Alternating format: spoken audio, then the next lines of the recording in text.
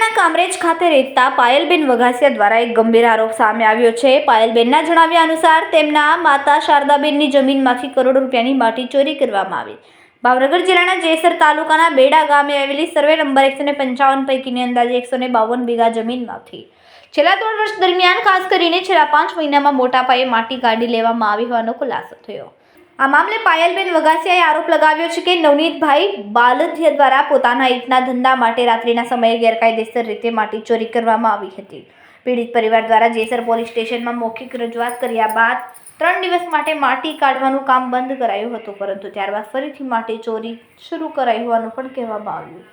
આરોપ મુજબ સત્તાનો દુરુપયોગ કરીને કથિત સરપંચ નવનીત બાલદિયાએ ફરી એકવાર માટી ચોરી શરૂ કરી, જેના કારણે જમીન માલકને કરોડો રૂપિયાનું નુકસાન થયું હોવાનું સામે આવ્યું છે।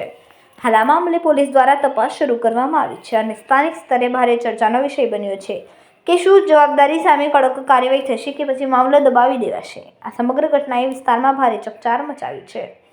હા જી, આપનું નામ? મારું નામ પાયલ વઘાસિયા। અચ્છા, શું તકલીફ છે તમારે અત્યારે? મારે અત્યારે હું ન્યાય માટે લડત કરી રહી છું। નવનીતભાઈ સરપસ બગડાણાના એની બાજુમાં મારું મામાનું ગામ આવ્યું છે બેડા। આજે 1.5 વર્ષ પહેલાં એણે મારા મામાની ત્યાંથી જમીન છે 155 નંબર અને 172 વીઘા થાય, એમાં ડુંગરો વાવેતર બધું છે। તો એને ડુંગરામાંથી એને કોઈ પણની પરમિશન લીધા વગર, અને લીધી હોય તો મને ખબર નથી, પણ અમારી પરમિશન લીધી નથી। એ લીધા પહેલાં એને 1.5 વર્ષ પહેલાં આટલી માટી કાઢી લીધી છે કે હું તમને કહી બી નહીં શકું, કેમ કે 3 થી 4 મહિના એક ધારા એના 10 થી 15 ટ્રેક્ટર હાલ્યા અને 5 જીસીબી હાલ્યા છે। આ નવીનભાઈ સરપસ બગડાણાના છે એ પોતે જ। અને મેં એને ફોન કરીને કીધું કે તમે કેમ ધૂળ કાઢો છો અમારી ખેતરમાંથી, મારા મમ્મીના ખેતરમાંથી, મારા મામાની જમીન, મારા મામા નથી એટલે મારા મમ્મીના નામે આવે।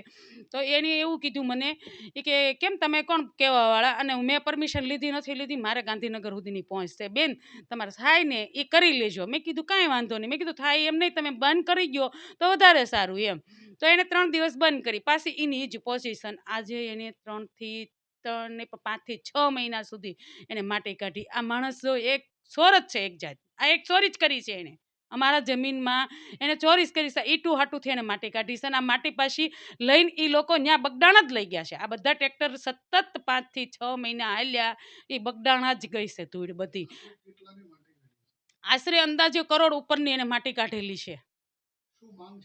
મારી એક જ માંગ છે સોલંકી સાહેબને હોતન હું કહેવા માંગુ છું, રિક્વેસ્ટ કરું છું, સોલંકી સાહેબ તમે નવીનભાઈ સરપંચને જો તમે ન્યાય અપાવી શકતા તો પ્લીઝ મને પણ ન્યાય અપાવો। એક હું પટેલ પાટીદારની દીકરી છું, આજે 2 વર્ષ થયા, 1.5 વર્ષ થયા હું મહેનત કરું છું, મને કોઈ ન્યાય નથી અપાવ્યો। તો સોલંકી સાહેબ તમને મીડિયાવાળાને હું બધાને એવું કહેવા માંગુ છું કે મને ન્યાય અપાવો।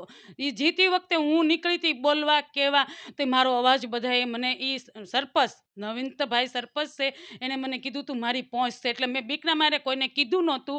પણ આજ મને એવું થયું કે સોલંકી સાહેબે એટલો મોકો આપ્યો, અને સોલંકી સાહેબે એને જો પોલીસ અધિકારીને 3 કલાકમાં રાજીનામું કે મતલબમાં એને બદલી કરાવી, એ કરાવી એકતા તો પ્લીઝ હું 1.5 વર્ષ થવા આ મહેનત વાટે, એટલે મેં એ વિચારીને મેં અત્યારે મીડિયાવાળાને થકી હું કહેવા માંગુ છું કે સોલંકી સાહેબ પ્લીઝ તમે હીરાભાઈ સોલંકી સાહેબ તમે મને પણ ન્યાય અપાવો। હું એવું કહેવા માંગુ છું વિડિયા થકી। સોલંકી સાહેબનો નંબર તો નથી ને કે હું હરુભરું બી કહીશ એને, પણ હું વિડિયા થકી કહેવા માંગુ છું કે સોલંકી સાહેબ પ્લીઝ મને તમે આનો ન્યાય અપાવો।